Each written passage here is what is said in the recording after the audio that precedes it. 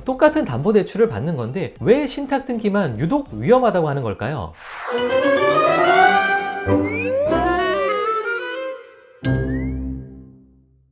안녕하세요, 꿀삼촌입니다. 이번 영상은 바로 부동산도 무서워하는 신탁등기 계약 시 주의사항에 대해서 설명드리도록 하겠습니다. 신탁등기는 위험하다, 신탁등기는 계약하면 안 된다, 이런 얘기들을 많이 들어보셨을 텐데요. 심지어 부동산 사장님들조차도 신탁등기는 위험해, 그냥 신탁등기는 웬만하면 계약하지 않는 게 좋아, 말씀하시는 분들도 많이 계시니까요. 그래서 이번 영상에서는 부동산 초보자분들에게 신탁등기는 무엇이고 신탁등기 부동산을 계약할 때 주의할 부분까지도 자세하게 설명을 드리도록 하겠습니다. 영상을 시작하기에 앞서 구독과 좋아요 잊지 말고 꼭 눌러주세요.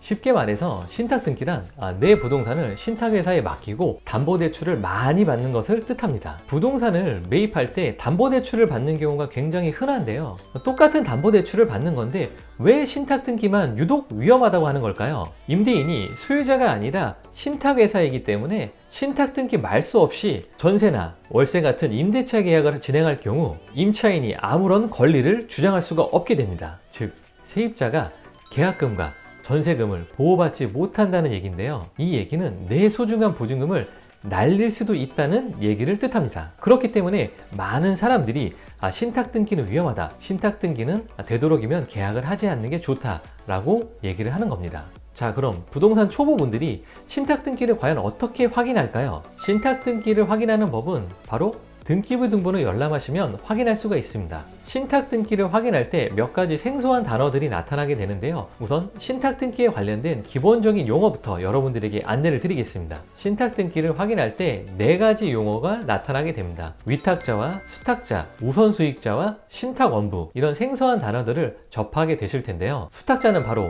소유자, 임대인을 뜻합니다. 위탁자는 바로 신탁회사를 뜻합니다. 우선수익자는 돈을 빌려준 금융회사를 뜻합니다. 신탁원부는 수탁자와 위탁자가 계약을 한 신탁계약번호입니다. 사람으로 치면 주민번호라고 생각하시면 됩니다. 신탁등기는 등기부 등본을 열람하시면 확인할 수가 있는데요. 제가 신탁등기가 되어 있는 등기부 등본 예시사진으로 설명드리도록 하겠습니다. 마지막 순위번호의 소유권 이전을 살펴보시게 되면 등기 원인에 신탁으로 되어 있고 권리자의 신탁회사가 들어가 있는 걸 확인할 수가 있습니다. 신탁회사 명 아래쪽에 보시게 되면 신탁원부 번호를 확인할 수가 있습니다. 그리고 요약본을 확인하셔도 이렇게 소유자에 관련된 사양에 신탁회사의 내용이 들어가 있는 걸 확인할 수 있습니다. 특이하게도 대출 금액에 대한 신탁등기는 신탁회사를 통해서 담보대출을 많이 받은 거지만 등기부 등본상에 대출에 대한 내용이 나와 있지 않습니다. 그래서 바로 이런 부분들을 악용하는 임대인이 간혹 있는데요. 사회초년생의 경우 신탁등기가 무엇인지도 잘 모르는 분들이 많고 이렇게 기록사항 없으므로 깨끗한 상태로 나오기 때문에 이런 부분들을 악용하는 임대인이 간혹 나타날 수 있습니다. 자, 이렇게 신탁등기 확인하는 법까지 살펴봤는데요. 지금부터 굉장히 중요한 내용을 설명드릴 테니 영상을 꼭 끝까지 시청하셔야 됩니다. 신탁등기 부동산을 직거래하실 때 주의사항에 대해서 지금부터 설명드리겠습니다. 첫 번째,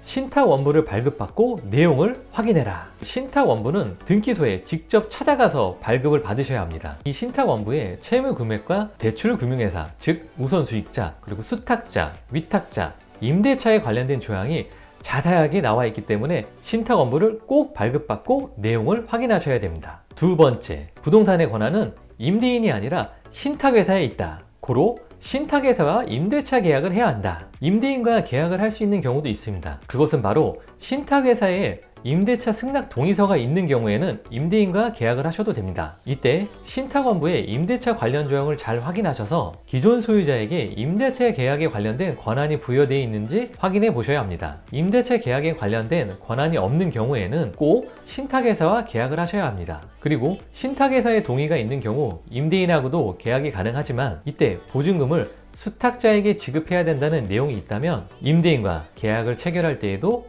꼭 신탁회사 계좌로 보증금을 입금하셔야 됩니다. 주의사항 세 번째, 신탁회사에 임대차 동의서가 없는 경우에 소유자와 계약을 한다면 꼭 신탁등기 말소 조건 특약으로 계약을 하셔야 합니다. 이때 계약 전 꼭 신탁회사 담당자와 통화를 하셔서 대출 금액 확인과 함께 말소 진행에 대해서도 미리 안내를 해 놓으셔야 합니다. 계약 전 신탁회사 담당자와 대출 금액을 꼭 확인하셔야 되는 이유는 신탁회사의 대출 금액이 2억 원이 있는데 내가 계약하는 전세 보증금이 1억 8천이라고 한다면 이 임대인은 내 보증금만으로 이 신탁회사의 대출금을 상환할 수가 없습니다. 그런 경우에는 잔금이라도 신탁 등기 말소를 못할 경우가 굉장히 높은데요. 임대인이 처음부터 이런 사정을 미리 고지하고 내 개인적인 돈으로 세입자의 보증금과 더불어서 상환하겠다 이런 고지 없이 이런 내용들을 확인하시게 된다면 그런 계약은 피하시는 게 좋습니다. 주의사항 네 번째, 신탁 등기 말소는 개인이 아닌 꼭 법무사를 통해서 진행해라. 신탁 등기 말소의 경우 개인이 진행하기엔 서류 내용도 많고 금융회사와 신탁회사의 서류를 받아야 됩니다. 개인이 처리하기엔 내용이 좀 복잡한 부분들이 있습니다. 그래서 비용이 조금 든다 하더라도 꼭 법무사분들을 통해서 신탁 등기 말소를 처리하셔야 합니다. 제가 신탁원부 예시사진도 한번 보여드리겠습니다. 이렇게 신탁원부 예시사진을 보시게 되면 담보신탁계약서 이런 내용들을 확인할 수 있습니다. 여러 가지 조항들이 자세하게 나와 있는데요. 신탁원부를 들여다보시면 위탁자, 수탁자, 우선수익자를 이렇게 확인하실 수가 있습니다. 우선수익자를 확인하시게 되면 어떤 은행, 어느 지점에서 대출을 받았는지도 확인이 가능합니다. 신탁원부 계약서를 잘 살펴보시면 이렇게 임대차 조항이 나와 있는 부분이 있습니다. 이 부분을 꼭 자세하게 읽어보셔야 됩니다.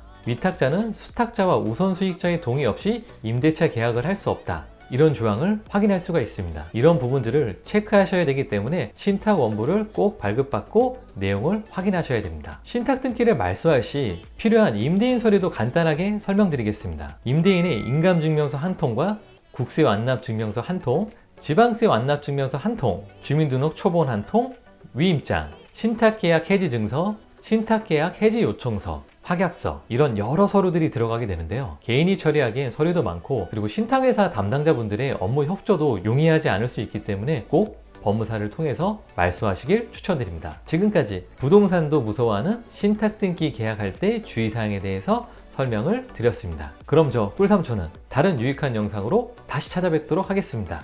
지금까지 시청해주셔서 감사합니다.